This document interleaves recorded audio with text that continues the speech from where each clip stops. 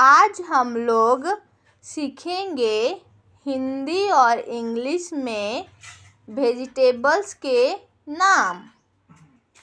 Potato Hindi में आलू कहते हैं। टोमेटो हिंदी में टमाटर कहते हैं। ऑनियन हिंदी में प्याज कहते हैं। कैरोट हिंदी में गाजर कहते हैं। कैबेज हिंदी में पत्ता गोभी कहते हैं। कॉलीफ्लावर हिंदी में फूल गोभी कहते हैं। ब्रिंजल हिंदी में बैंगन कहते हैं। जैकफ्रूट हिंदी में कटहल कहते हैं।